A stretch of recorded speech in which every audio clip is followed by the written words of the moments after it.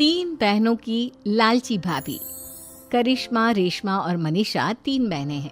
उनका एक भाई भी है, मयंक। मयंक अपनी बहनों को बहुत प्यार करता है, लेकिन मयंक की पत्नी सविता इस मामले में मयंक से बिल्कुल ही अलग है। वो अपनी ननदों का जितना बुरा कर सकती है उतना बुरा करती ही रहती है और अपनी ननदों पर हुक्म भी चलाती है।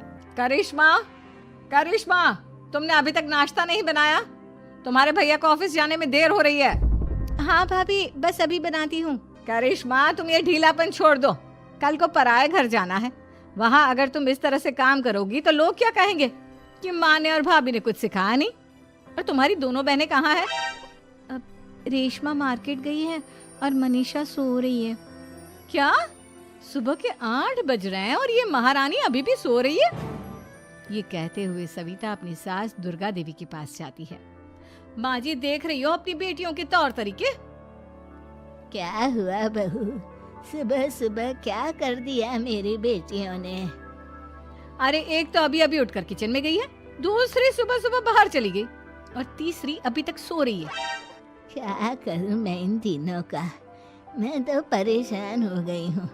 जा जाकर उठा उसे और रेशमा से मैं बात करती हूँ। सविता सीधा मनीषा के कमरे में जाती है और उससे कहती है, महारानी जल्दी उठो, सूरज सर पर आ गया है। भाभी थोड़ी देर और सोने दो ना, मैं रात को लेट सोई थी। वो क्या है ना, यूनिट टेस्ट चल रहे हैं। शराफत से उठती है या नहीं, या फिर पानी की भरी बाल्टी डालूं तेरे ऊपर? नहीं नहीं भाभी, मुझे बिस्तर में नहीं नहाना, उठती हूँ मैं। मनीषा जल्दी से उठकर बाथरूम में चली जाती है। सभी आराम से बैठकर नाश्ता कर रहे होते कि तभी रेशमा बाजार से हाथ में सामान लिए आ जाती है।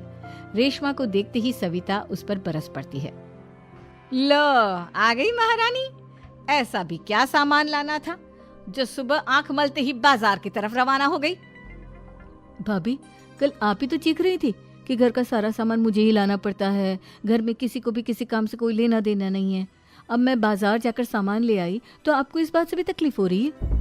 देख रही हो माँ जी, अपनी बेटी की जुबान कैंची से भी तेज चलती है। और मयंक, आप तो कुछ कहेंगे नहीं अपनी लाडली बहन को। रेशमा, अपनी भाभी से ऐसे बात नहीं करते। चलो माफी मांगो। भैया, मैं क्यों माफी मांगू? आप भाभी से बोलिए ना कि हम पर कम हुक्म चलाया करे। हम इस घर की बेटियां हैं और आपकी पत्नी की ननद है, नौकरानी नहीं। लो कर लो बात। इनकी भलाई के लिए कुछ भी बोलो तो इन्हें बुरा लग जाता है। इस घर में यही इज्जत है मेरी। देख लो माँ जी, आपकी बेटी किस लहजे में मुझसे बात कर रही है। सविता वहाँ से चली जाती है। मयंक को बहुत गुस्सा आता है, वो भी वहाँ से चला जाता है। फिर करिश्मा रेशमा को समझाती है। रेशमा, तुम्हें भाभी से माफी मांग लेनी चाहिए थी ना। लेकिन दीदी, मैंने कुछ किया ही नहीं, तो मैं माफी क्यों मांगू?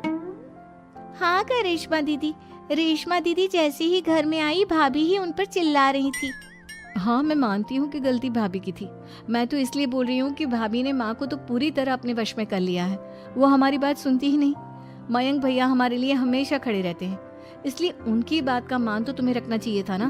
कोई फायदा नहीं दीदी, कुछ दिनों की बात और है, भाभी उन्हें भी हमारे खिलाफ भड़का देंगी। फिर वो भी माँ की तरह हमारी किसी बात का विश्वास नहीं करेंगे। इसी तरह सविता अपनी तीनों ननदों को किसी न किसी बात पर परेशान करती रहती थी। एक दिन मयंक अपनी तीनों बहनों के लिए गिफ्ट लाया। क्या रेशमा, ये तुम्हारे लिए हार का सेट। रेशमा, तुम्हारे लिए सुंदर सी ड्रेस। और मनीषा, तुम्हें किताबें पसंद है ना, तुम्हारे लिए किताबें लाया हूँ। थैंक यू भैया। थैंक यू भैया। थैंक यू भैया। करिश्मा, तुम्हारा नेकलेस कितना सुंदर है। ये भैया कहाँ से ले आए होंगे?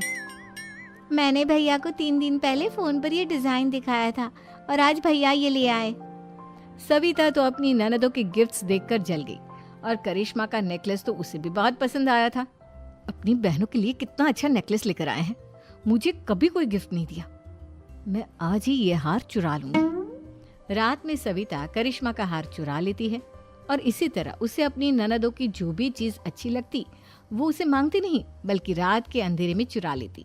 इसी तरह दिन बीतते गए और सविता ने मयंक के दिल में भी उसकी बहनों के लिए नफरत पैदा कर दी। एक दिन मयंक ने करिश्मा और रेशमा के लिए रिश्ता देखा और ये बात उसने घर में सबको बताई। माँ, करिश्मा और रेशमा के लिए बहुत अच्छा रिश्ता आया है। वो लोग कल इन्हें देखने आ रहे हैं। आप और सविता मिलकर सारी तैयारी कर लेना। ये सुनकर करिश्मा और रेशमा खुश हो जाती हैं, लेकिन सविता सोचती है, अगर इन दोनों बहनों की शादी हो गई तो घर और बाहर का काम कौन करेगा? मनीषा तो एक नंबर की कामचोर है, उससे तो किसी बात की उम्मीद लगाना ही बेकार है। मुझे इस शादी को रोकना होगा। अगले दिन सभी लड़के वालों के स्वागत की तैयारी करने में लगे होते हैं। तभी मयंक अपनी बहनों से आकर कहता है, तैयार हो गई तुम दोनों?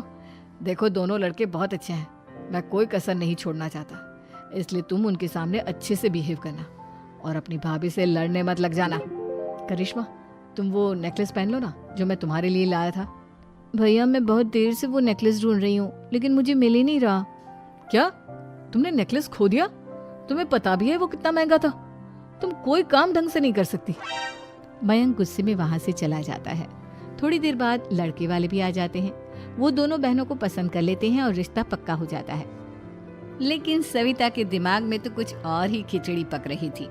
वो पंडित जी के पास करिश्मा की कुंडली लेकर जाती है और उन्हें पैसे देकर करिश्मा की कुंडली बदलवा देती है। जब लड़के वालों के पास करिश्मा की कुंडली जाती है तो वो दुर्गा को फोन करते हैं। बहन जी, हमने करिश्मा की कुंडली अपने पंडित जी को दिखाई थी। आपकी बेटी की कुंडली नहीं बल्कि दोषों का पिटारा है। देखिए, मैं और मेरे पति इन सब बातों में बहुत विश्वास करते हैं, इसलिए हम आपकी बेटी से अपने बेटे की शादी नहीं करा सकते। इस तरह करिश्मा का रिश्ता टूट जाता है और सभी घर वालों को बहुत दुख होता है। अब कविता सोचती है, चलो करिश्मा का तो रिश्ता टूट गया, अब रेशमा का भी रिश्ता तोड़ना है। क्या करूं? अब सविता आवाज बदलकर किसी अननोन नंबर से रेशमा के होने वाले ससुराल में फोन करती है। हेलो, मैं कौन हूँ कौन नहीं ये आपके लिए जानना जरूरी नहीं। बस इतना सुन लो कि रेशमा का 2 साल से किसी के साथ अफेयर चल रहा है। बस रेशमा का रिश्ता तोड़वाने के लिए सविता का इतना कहना काफी था। अब रेशमा का भी रिश्ता टूट गया। मयंक और दुर्गा देवी ने रेशमा को खूब खरी खोटी सुनाई और उससे बार बार उस लड़के के बारे में पूछने लगे। आप दोनों मुझे क्यों परेशान कर रहे हो? अरे कोई लड़का होगा मेरी लाइफ में तो मैं बताऊंगी ना, जब कोई है ही नहीं तो कहाँ से लाऊं मैं कोई लड़का? तो तेरे होने वाले ससुराल वालों को फोन किसने किया था? माँ मैं नहीं जानती किसने फोन किया था, मैं सच कह रही हूँ। मैं तो पहले ही कह रही थी इसकी लगाम खींच कर रखो, लेकिन मेरी सुनता ही कौन है। आप चुप रहिए भाभी, ये सब आपका ही किया धरा है। अब तीनों बहनों को विश्वास हो जाता है कि ये सब उनकी भाभी ही कर रही है। तीनों बहनें अपनी भाभी को सबक सिखाने के लिए एक वकील कर लेती है और घर में हिस्सा मांगना। देखो भैया, माँ बाप की जायदाद में जितना बेटों का हक होता है उतना ही बेटियों का, इसलिए इस घर के 4 हिस्से होंगे और हमें अपना हिस्सा चाहिए। मैंने तुम्हारे लिए क्या क्या नहीं किया और तुम इस घर में हिस्सा मांग रही हो? भैया, आप और माँ हम बहनों की कोई बात नहीं सुनते हो और भाभी हमारी शादी नहीं होने देगी क्योंकि उन्हें लगता है कि आप हमारी शादी में ज्यादा पैसा लगाओगे और उन्हें हम जैसी फ्री की नौकरानी कहाँ मिलेगी। तो हम भाभी के साथ तो रह नहीं सकते, हम बहनों को अपना हिस्सा चाहिए। अरे तुम्हें शर्म आनी चाहिए अपने भाभी पर ऐसा इल्जाम लगाते हुए। वो तुम्हारे बारे में कितना सोचती है। हाँ माँ, भाभी हमारे बारे में बहुत सोचती है, दिन रात बस यही सोचती रहती है कि किस तरह से अपनी तीनों ननदों को परेशान करूं और कभी मुझे पढ़ने भी नहीं देती। दोनों बहनों का रिश्ता भी तो इन्होंने ही तोड़वाया है और रात में हमारे कमरे में आकर हमारी चीजें भी चुराती हैं। इसी तरह सविता की तीनों ननदें अपनी बात पर अड़ी रही। अब कोर्ट में तारीख भी शुरू हो गई। जब सविता को लगा कि उसकी तीनों ननद इतनी आसानी से नहीं मानने वाली, तो उसने अपने पति और सास को सारी सच्चाई बता दी और अपनी तीनों ननद से माफी मांगी।